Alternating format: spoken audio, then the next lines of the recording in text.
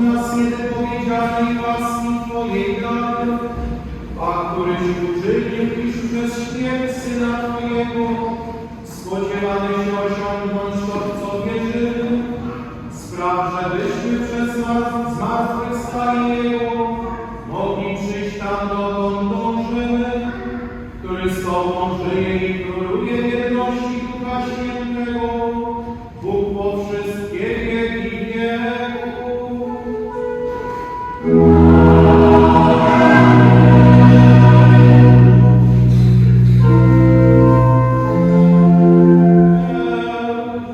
Boże, pomnażaj wiarę pokładających nadzieję w Tobie i pokorne ich modły racz wysłuchać łaskawie.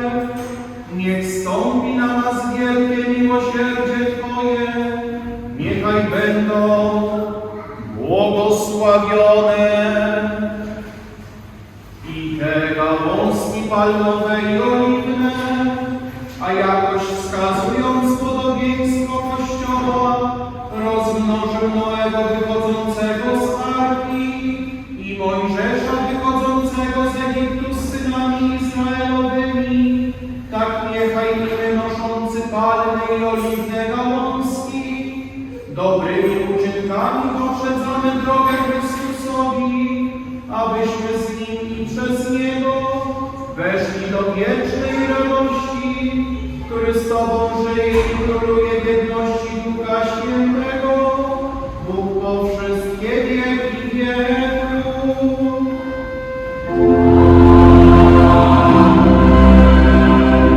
Módlmy się. Boże, któryś sprawił, że dzisiaj niebieskim światłem natchnione rzesze, wychodzące na spotkanie Zbawiciela, palmowe i oliwne gałęzie pod stopy Jego sławy. Palmowe zaś gałęzie oznaczały zwycięstwo nad ciążęciem śmierci, a oliwne latorośle oznajmiły jako, iż Ducha Świętego namaszczenie rozlane zostało. Błogosławione bowiem rzesze ludzi zrozumiały już w ten czas, że te gałązki przepowiadają pod figurą, iż Zbawiciel, litując się nad nędzą ludzką, będzie walczył z ciążęciem śmierci dla odzyskania żywota całemu światu, a umierając triumf zwycięstwa odniesie. Przeto dopełniając zamiaru Bożego wszystko uczyniły, aby dać nam poznać i triumfy Jego zwycięstwa i obfitość miłosierdzia, co i my także zupełną wiarą wierząc i wyznając, najpokorniej błagamy Ciebie, Panie Najświętszy, Ojcze Wszechmogący, Wieczny Boże, przez tegoż Pana naszego Jezusa Chrystusa, abyśmy w Nim i przez Niego, odnosząc zwycięstwo nad panowaniem czarna i śmierci, stali się uczestnikami Jego zmartwychwstania, który z Tobą żyje i króluje w jedności Ducha Świętego, Bóg po wszystkie wieki wieków.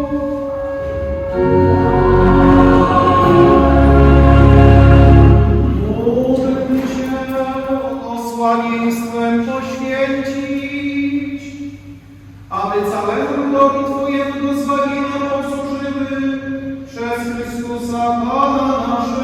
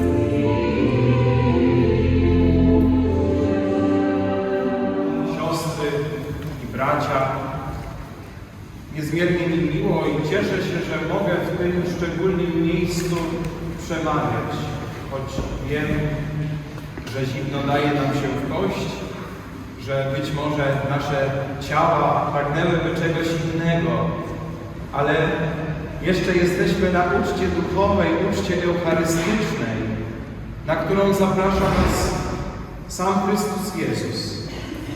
I tutaj właśnie w Radomiu gromadzimy się w duchu ekumenicznym, jako siostry i bracia, jako wyznawcy tego samego Chrystusa, choć w innych obrządkach, w innych tradycjach, w innych liturgiach, przywiązani do innych form. Ale za chwilę my wszyscy wkroczymy w rozważanie tego, co dla nas najważniejsze. Jutro, bez względu na to, czy to będą luteranie, czy rzymscy, czy starokatolicy, będziemy wkraczać w Wielki Tydzień, a nasi bracia prawosławni, grekokatolicy uczynią to kilka tygodni później. I dzisiaj antycypujemy tę liturgię, czyli uczestniczymy już w niej wcześniej, jako liturgia sobotnia, wigilijna, czyli rozpoczynamy już świętowanie Wielkiego Tygodnia, wkraczamy. Cóż wtedy się dzieje? Jezus wjeżdża na osiołku do Jerozolimy.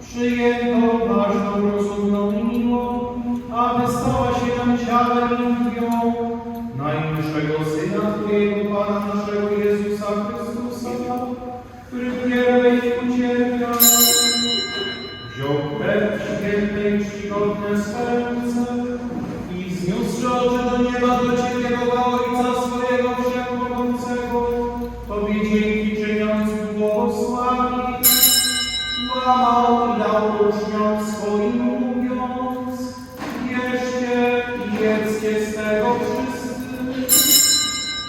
To jest moje ciało moje.